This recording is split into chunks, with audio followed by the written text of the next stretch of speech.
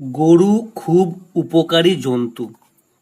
এই বাক্যটাকে আমরা ইংরেজিতে কি বলবো? ইংরেজিতে ট্রান্সলেট করার প্রথম নিয়ম হচ্ছে সাবজেক্ট খুঁজে বার করা।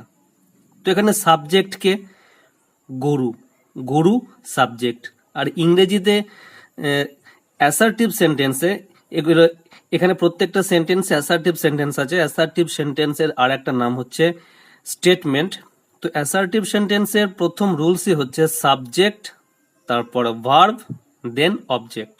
তো প্রথমে কি করতে হবে না, সাবজেক্ট খুঁজে বার করতে হবে। এখানে গরু সাবজেক্ট, দ্য কাউ। তো সাবজেক্টের পরে একটা অক্সিলারি ভার্ব হয়। গরু খুব উপকারী জন্তু, প্রেজেন্ট ইনডিফিনাইট টেন্সে আছে। ইজ এ ভেরি ইউজফুল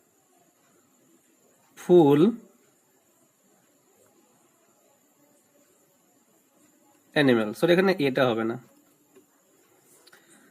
যেহেতু আমি দা দিয়েছি। দা একটা কি definite article.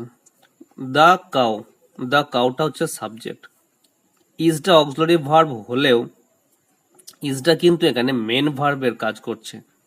The cow is very, খুব, খুবকে ইংরেজিতে ভেরি বলা হয়। উপকারী, ইউজফুল, জন্তু, অ্যানিমাল। আমরা গরুর দুধ খেয়ে জীবন ধারণ করি। তো এখানেও সাবজেক্টকে আমরা, উই, আমরা জীবন ধারণ করি। তো আগেই বলেছি সাবজেক্ট, তারপরে verb. We live, LIVE, live on the milk. We live on the milk, আমরা দুধ খেয়ে জীবন ধারণ করি। কার? না, গরুর। অফ দ্য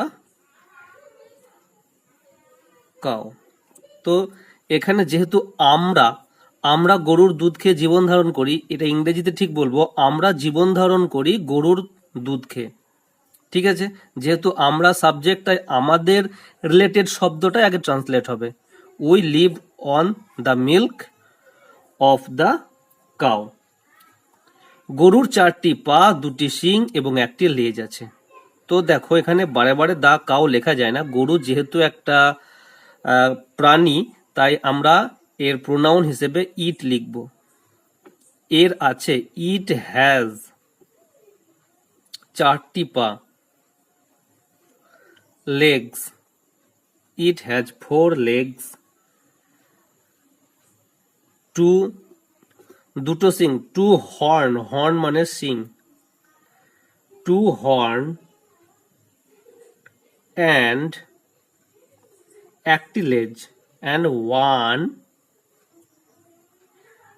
টেল, এবং 1টি লেজ আছে। গরু চতুষ্পদ জন্তু। তো চতুষ্পদকে ইংরেজিতে বলা হয় কোয়াড্রাপ্ট। কোয়াড্রাপ্ট।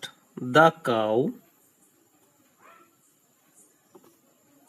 ইজ, গরু হয়, ইজটা অক্সিলারি ভার্ব হলেও এখানে কিন্তু ইজটা মেন ভার্বের কাজ করছে। কোয়াড্রাল, QUADRUPPED,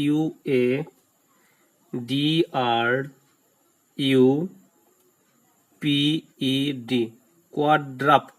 কোয়াড্রাপ্ট, QUADRUPPED, কোয়াড্রাপ্ট অ্যানিমাল।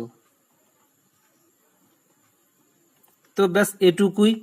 আশা করছি তোমরা প্রত্যেকটা জিনিস বুঝতে পেরেছো। লাস্টের সেন্টেন্সটা বলে দিই। গরু চতুষ্পদ জন্তু, এখানে সাবজেক্ট কে? এখানে সাবজেক্ট গরু। গরু দ্য কাউ, তারপর অক্সিলারি ভার্ব হয় ইজ, ইজটা এখানে মেন ভার্বের কাজ করছে। চতুষ্পদকে ইংরেজিতে কোয়াড্রাপ্ট বলা হয়। কোয়াড্রাপ্ট আর অ্যানিমেল মানে জন্তু। তো এই হচ্ছে আজকের ইংরেজিতে ট্রান্সলেট করা, বাংলা থেকে সহজে ইংরেজিতে ট্রান্সলেট করা ভিডিওটি তোমাদের কাছে যদি ইনফরমেটিভ মনে হয়ে থাকে বা এখান থেকে কিছু শিখতে পারো, অবশ্যই একটা লাইক করে দিও। আর এরকম ভিডিও নিয়মিত পাওয়ার জন্য অবশ্যই আমার এই চ্যানেলটিকে একটু সাবস্ক্রাইব করে দিও। এরকম ভিডিও যারা পেতে চাই, সেটা ফ্রেন্ড বা কলিগদের মধ্যে, যাদের মধ্যে হোক না কেন, বা রিলেটিভদের মধ্যে হোক না কেন, তাদের কাছে অবশ্যই ভিডিওটা শেয়ার করে দিও। আজকে এ পর্যন্ত, দেখা হচ্ছে নেক্সট ভিডিওতে। বাই।